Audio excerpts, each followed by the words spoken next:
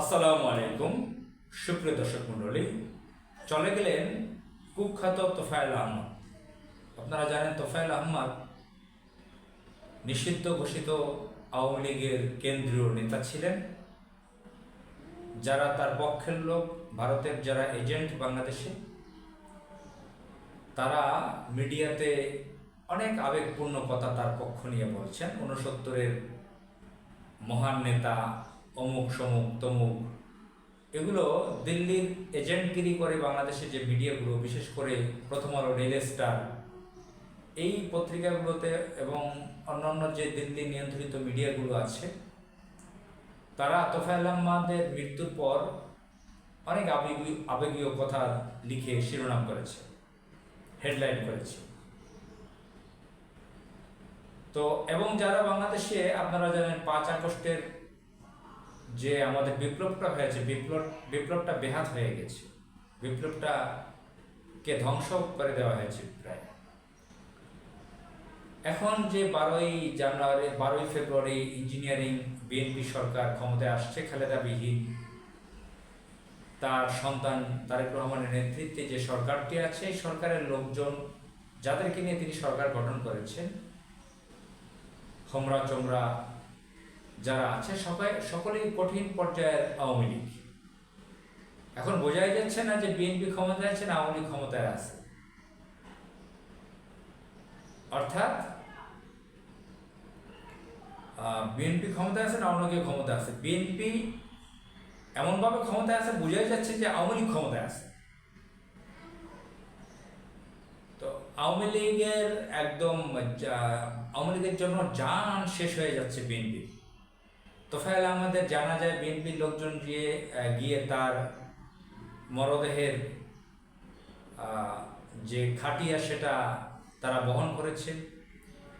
আওয়ামী লীগের যারা হোমরা চোমরা আছে লুকিয়ে, তারা গিয়ে সেখানে জয় বাংলা স্লোগান দিয়েছে। আওয়ামী লীগের কেন্দ্রীয় নেতা সাবের হোসেন সেখানে গিয়েছে।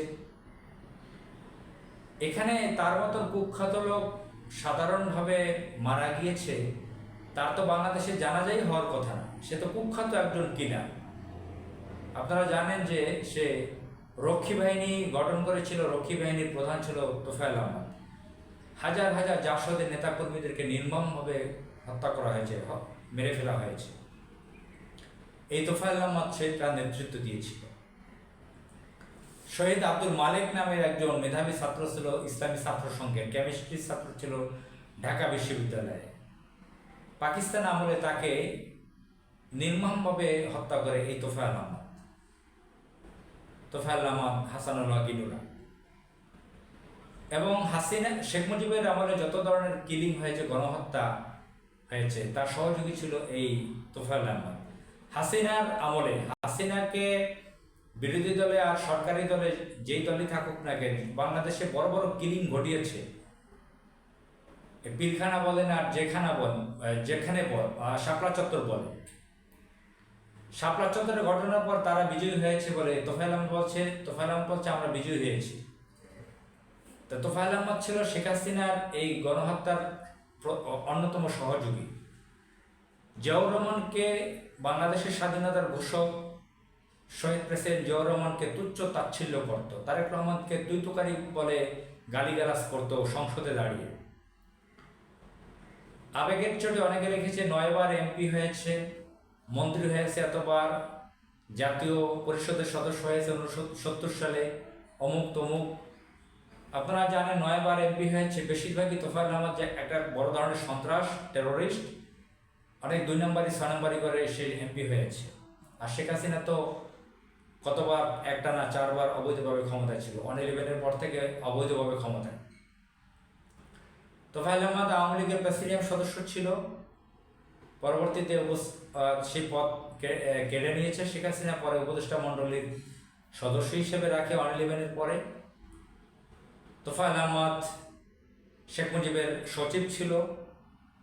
তোফায়েল আহমদকে বঙ্গবন্ধু ঘোষণা দেয়, এই তোফায়েল আহমদ শেখ মুজিবকে বঙ্গবন্ধু নাম ঘোষণা দেয়। নানান হিস্ট্রি আওয়ামী লীগের কাছে আছে, আওয়ামী লীগপন্থীদের কাছে। তোফায়েল আহমদ ছিল দিল্লির একজন এজেন্ট। ভারত কর্তৃক পরিচালিত একজন সন্ত্রাস। ভারত সে কখনো বাংলাদেশকে অন করতো না, ভারতের হয়ে বাংলাদেশের সন্ত্রাসী করতো, লুটপাট করতো। বলার মানুষের কাছে গিয়ে জিজ্ঞেস করেন কত বড় ত্রাস সন্ত্রাস ছিল এই তোফায়েল আহমেদ। কত টাকা, কত হাজার হাজার কোটি টাকা মেরে রয়্যাল রাজকীয় জীবনযাপন করত। তার মেয়ের জামাই দিল্লিতে, তাকে মনে হয় এমপি করা হয়েছিল, তৌহিদ হোসেন না কি জানি নাম, দিল্লিতে ডাক্তার ছিল। তার সম্ভবত এক মেয়ে, আরো পালক টালক হাবিজাবি অনেক কিছু আছে। তো এই তোফায়েল আহমেদ দীর্ঘদিন যাবৎ 5 আগস্টের পর থেকে স্ট্রোক করে তিনি অসুস্থ ছিলেন। এই জামাতপন্থী যারা আছে, বিএনপিপন্থী অনেকে আছে, সামাজিক যোগাযোগ মাধ্যম যারা ব্যবহার করেন, অনেকেই তাকে সামাজিক যোগাযোগ মাধ্যমে মেরে ফেলেছে। মৃত ঘোষণা কমপক্ষে 5 বার ঘোষণা দিয়েছেন তোফায়েল আহমেদ মারা গিয়েছে, কিন্তু মারা যায় না। মারা গিয়েছে গত পরশুদিন 31 মার্চ, যদি ভুল না হয়ে থাকে। তো 31 মার্চ 2026 তিনি মারা গিয়েছেন। এই যে শেখ হাসিনার সহযোগী ছিল, তার গণহত্যার সহযোগী ছিল তোফায়েল আহমেদের মতন সন্ত্রাস, তার নামে মামলা হয় না, তাকে জিজ্ঞাসাবাদ করা হয় না, তার বিচার করা হয় না, তাকে কোর্টে উঠানো হয় না। বিনা বিচারে সে সাধারণভাবে আরামায়েসে বাংলাদেশে মারা গেল। এবং মারা যাওয়ার পর দেখেন এই যে আওয়ামী লীগ, এখন বিএনপি দেখেন কিভাবে আওয়ামী লীগকে সুযোগ করে দিয়েছে। মানে আওয়ামী লীগ তোফায়েলকে কেন্দ্র করে আবেগীয় কথা দিয়ে ভরে ফেলেছে সামাজিক যোগাযোগ মাধ্যম। দিল্লি কেন্দ্রিক, দিল্লির এজেন্ট যে মিডিয়াগুলো আছে, দিল্লির এজেন্ট সাংবাদিক আছে, বিভিন্ন বুদ্ধিজীবী, তথাকথিত বুদ্ধিজীবী, সুশীল, এগুলো এখন জেগে উঠেছে তোফায়েল কেন্দ্রিক। তারা সামাজিক যোগাযোগ মাধ্যমে আবেগ দিয়ে কান্না করে ভরে ফেলেছে তোফায়েলকে নিয়ে। অথচ সে কিন্তু সারা জীবন ইসলামের বিরোধিতা করেছে। একজন সেকুলার পন্থী, নিজেই বারবার সেকুলারিজমের কথা বলতো। মোহাম্মদ হানিফ আওয়ামী লীগের নেতা কেন ধর্মনিরপেক্ষতার বিরুদ্ধে কথা বলেছে, তার জন্য তোফায়েল আহমেদ তার বিরুদ্ধে 2007 সালের দিকে ক্ষিপ্ত হয়েছিল। মারাত্মক ধরনের সেকুলারিজম, ধর্মনিরপেক্ষবাদী ছিল, ইসলাম বিরোধী ছিল, ইসলামী দলের বিরুদ্ধে ছিল, আলেম ওলামার বিরুদ্ধে ছিল, মাদ্রাসার বিরুদ্ধে ছিল, আল্লাহর আইনের বিরোধিতা করেছে, ভারতের দালালি করেছে, ভারতের হিন্দুত্ববাদের দালাল ছিল সে। এ ধরনের একজন ব্যক্তির জানাজা কিভাবে হতে পারলো বাংলাদেশে? আর এভাবেই হচ্ছে বাংলাদেশে। কয়েকদিন আগে আর একটা আওয়ামী লীগের সন্ত্রাস মারা গেল, ইঞ্জিনিয়ার মোশাররফ হোসেন, চট্টগ্রামের। এই কুখ্যাত সন্ত্রাস ডাকাত মারা গেছে, তখনও তার জানাজা করা হয়েছে। সেখানে জামাতের নেতা পর্যন্ত আবেগের চোটে ছুটে গিয়েছে, বিএনপির নেতারাও গিয়েছে।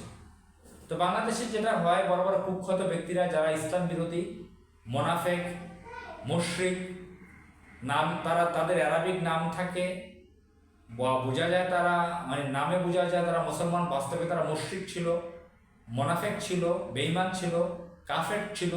এই টাইপের লোক মারা যাচ্ছে, আর তাদের জানাজা হচ্ছে বিভিন্ন হুজুর ভাড়া করে এনে জানাজা করতেছে। তো এগুলো অনিয়ম, এগুলো হওয়া উচিত না। এই কুখ্যাত তোফায়েল সন্ত্রাসীকে তার জানাজা দেওয়া হয়েছে, আল্লাহর দরবারে সে চলে গেছে, তার বিচার আল্লাহ করবে। কিন্তু পৃথিবীর জীবনে যেটা হলো, সে তার এই 5 আগস্টের পরেও তার কোর্টে উঠতে হলো না, সে জেলে ছিল না, তার বিচার হয়নি। এবং মারা যাওয়ার পর তার জানাজা হয়েছে, তাকে নিয়ে আবেগপূর্ণ কথা মিডিয়াতে লেখালেখি হচ্ছে।